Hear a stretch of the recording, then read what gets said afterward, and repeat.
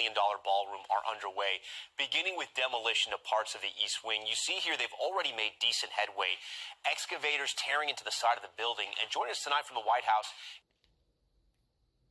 They got me again. They got me again. Oh, what a fool I have been yet again. I didn't want to talk about this too much. I didn't want to look into it. I was like, this is a distraction.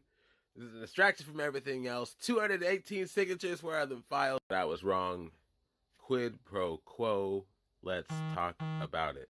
Is NBC's Gabe Gutierrez. Gabe, I understand it's tough to see the demolition site from where you are, but what have you been hearing? And I know you've seen some of this video.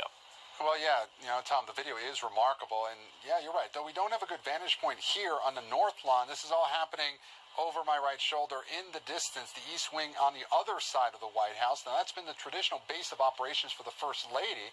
And the president has said that this will cost north of $200 million, but that it will be funded by private donors as well as himself. Now, previously, though, White House officials had said the construction would not really affect the current East Wing. Well, obviously, that's not the case. The president talked about the demolition at an event today honoring LSU baseball teams. He said the wall in the East Room where I was would be knocked down to provide an entrance to the ballroom, which he said would hold nearly 1,000 people. Now, the plans for this 90,000 square foot ballroom, they would be one of the largest renovations to the building in decades, and not since President Truman built out what became of the West Wing here has a construction project been that's so big been undertaken here on the White House grounds, Tom. $300 million currently the cost of the construction at the White House. But hey, I'm not here to tell you that I'm outraged that they're destroying the side of the White House. Yes, indeed. That's very interesting, especially when he said he wasn't going to do it. That's where I always have a problem. Where he's like, no, we're not going to do it. And then that's exactly what they do. I'm not a fan of that, but that's not what I want to talk about. What I want to talk about is where the money's coming from. See, that's what I was ignoring. Because they keep saying private donors, friends, right? And I want you to take note, pause at your leisure, who these friends are, who these private donors are, before we say anything else. All right, here we go. Starting from the top in alphabetical order. Amazon, Apple, Google, and its parent company, Alphabet. Which, as you can see, the YT is part of that contribution due to a legal settlement. Meta, Microsoft, HP Inc., Micron Technology, Palantir Technologies, Peter Thiel. Look him up. If you don't know, now you know. Lockheed Martin, Booz Allen Hamilton Inc., Energy Industrial, Caterpillar Inc., Next Era Energy Inc., Union Pacific Railroad, Crypto and Finance, Coinbase, Ripple, Tether America, Altria Group Inc., Comcast, Hard Rock International, Reynolds American, T-Mobile. I'm not done. Stephen A. Schwarzman, CEO of Blackstone. Again, look that up. If you don't know, now you know. Cameron and Tyler Winklevoss, co-founders of the Gemini Cryptocurrency Exchange. Harold Hamm, the Lutnick family. There's more. Again, pause at your leisure. That's not just a few friends, people. That's the heads of the biggest string pullers around. That lies the heart of this conversation. I'll read this lovely summary from Gemini. Transparency and ethics concerns. The funding method has drawn criticism from ethics experts and lawmakers, raising questions about potential conflicts of interest given that many corporate donors have federal contracts or business interests that are subject to government regulation and decisions by the administration. The coordination of the donations is reportedly being handled by a nonprofit charitable organization, the Trust for the National Mall. Quid pro quo. You know that saying, you don't get anything in life for free? There, right there. But it gets more interesting than that, especially on the crypto side.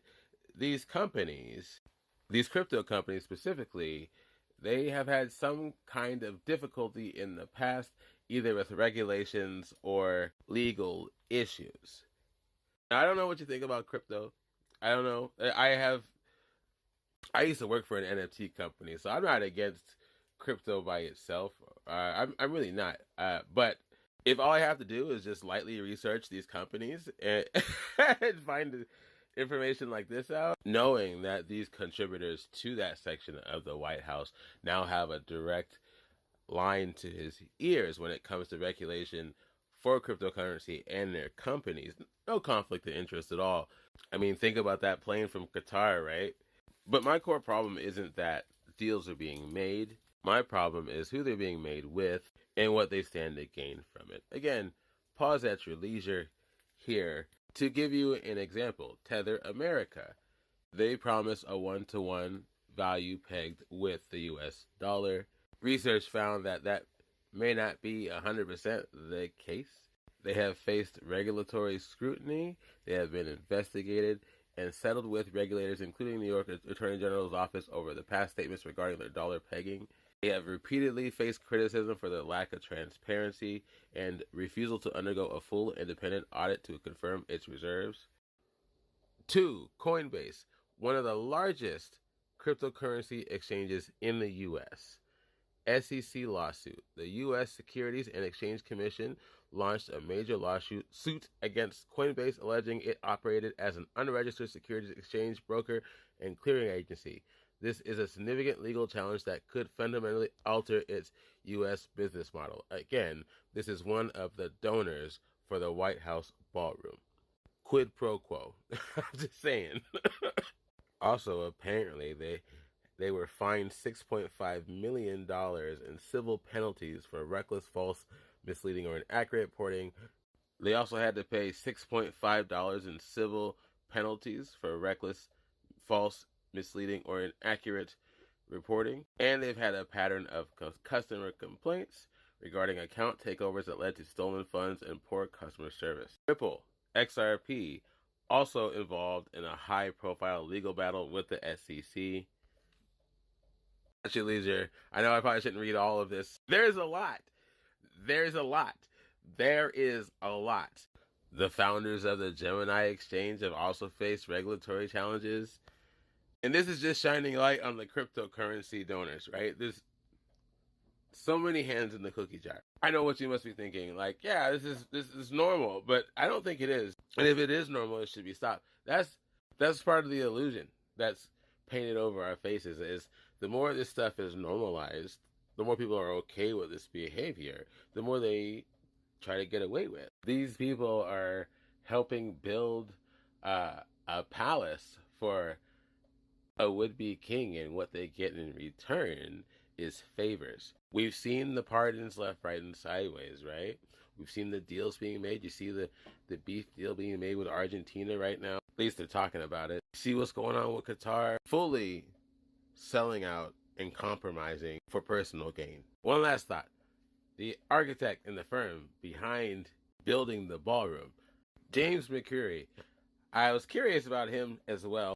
Just as a side note, he's a part of a couple of groups, associations. One of them is the Supreme Court Historical Society, SCHS. And what is very interesting about them is they have direct access to high-level donors that potentially could donate to Supreme Court justices. More palm greasing. Also, if I remember correctly, Donald Trump used the same architect in 2020 for a different project. If you want examples of such palm greasing from that group, SCHS, Operation Higher Court, again, pause at your leisure. Good fun times there. Oh, yeah, more pausing at your leisure here if you would like. Hobby Lobby, rubbing elbows with this group.